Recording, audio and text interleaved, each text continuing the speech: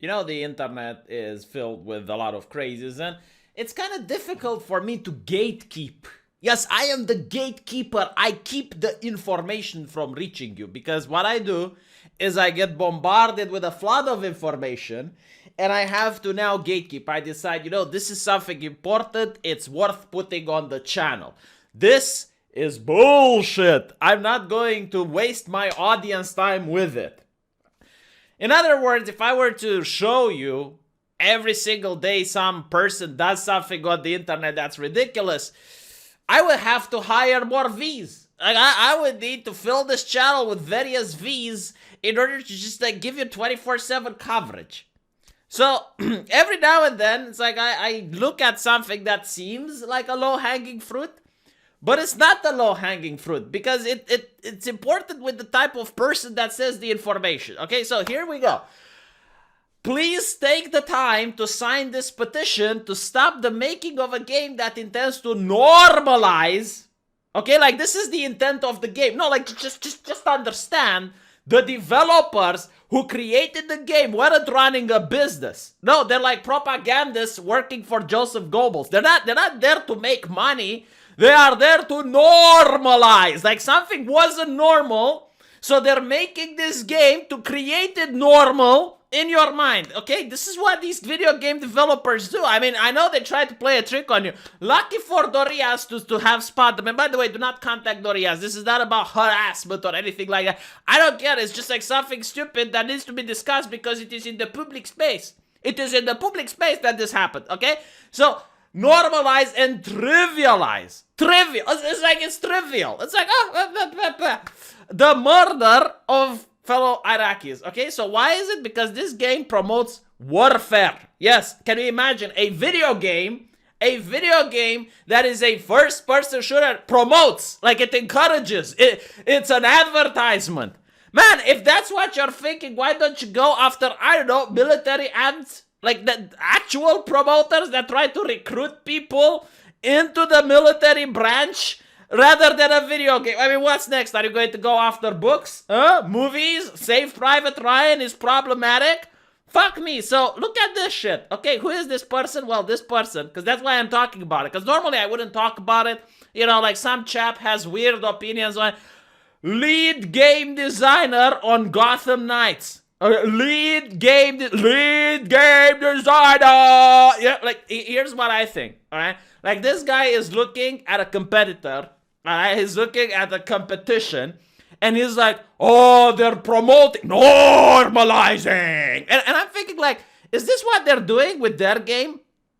Because I was under the impression that people who make video games make it to create money, right? Like, it's a business. You're creating entertainment, fiction, fun for everyone, right? Isn't that what video games... No, they're pieces of propaganda, all right? Like, run and sponsored by the US government. The military-industrial complex is sponsoring video games within the United States of America. So this is a change.org petition. Yes, stop the company from making money. And people are signing it right now it's being signed. Stop Highwire Games and Victura from normalizing warfare.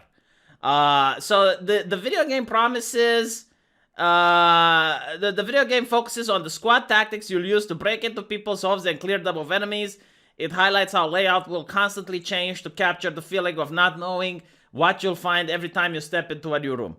So it's kind of like, I guess, that SWAT video game. Huh? What is SWAT normalizing? Huh? Like SWAT 4. Why didn't they ever make a sequel to that? It was literally the same thing. It was squad tactics, and you're supposed to go into certain environments, and you're supposed to clear out enemies, right? And not shoot any civilian, but like clear out enemies. All right. The gameplay ends with the player busting in a room where a family of 4 hides in a corner, hoping to not get murdered. I mean, to me, the game shows the evil and the bad side of American intervention and how easy things can go wrong. But, you know, I guess I didn't see the normalization of it. Didn't see the normalization aspect of it. Here's something interesting, you know. Which president was anti-war again? Like, which president wanted to move away from Iraq? What was his name? Was it like a president that was against war? Wasn't he like criticized by his own voting base when he did an attack in Syria? What wasn't there like a president that it slips my mind. I think there might have been one. I think there might have been one that actually did get voted for one of the reasons that was against intervention. They called him an isolationist, didn't they? Oh yes, isolationist, because the only way America can engage with the rest of the world is through its military. Meanwhile, the current president, like, this is the funniest topic ever. You know, like, funny as in dark humor, okay? Not funny as in something, it's good. It's nice that it happens. It's funny that you feel powerless. You can't stop it. So the only thing that you can do so you can keep your sanity is go like, ha ha ha. That's it. Wasn't there like recently, like quite recently, I believe like last month, an attack in Syria? Wasn't there like by the Joe Biden administration? Didn't they do that? I remember they did that.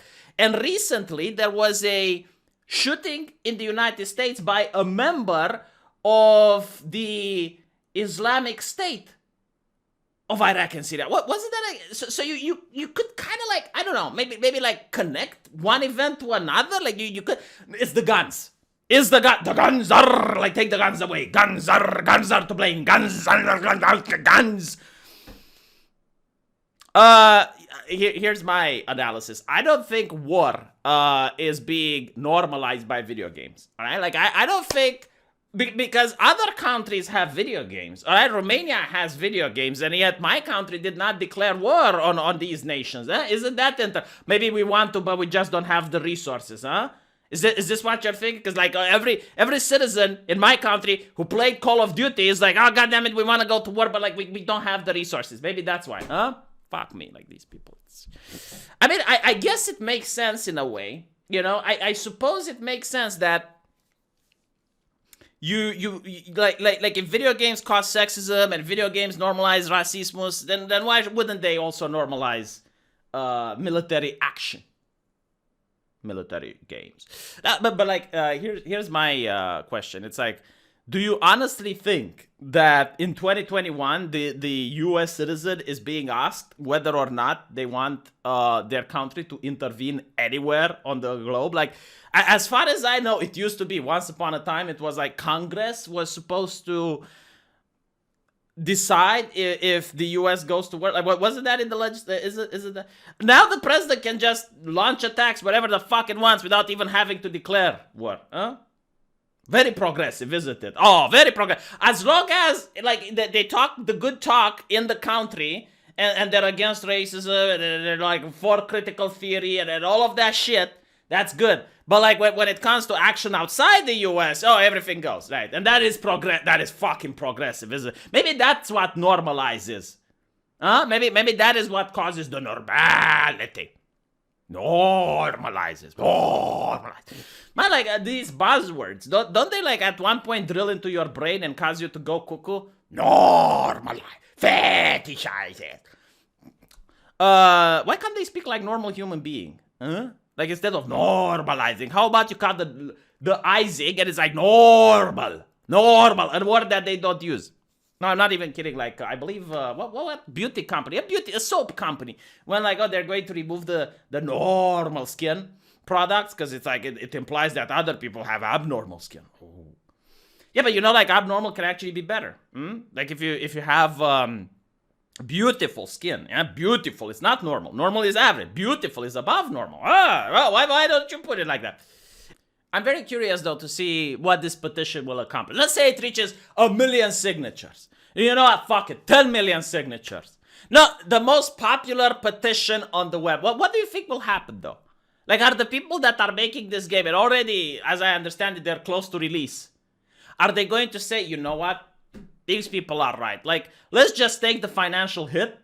Let's not pay our staff and just not release the game. And I love this. It's like America is brainwashing gamers into thinking racism is okay. Yeah, I think you're confusing America with the Democratic Party, man. Like, they're the ones that are doing the foreign intervention right now. You know what's even fun? Like, there was an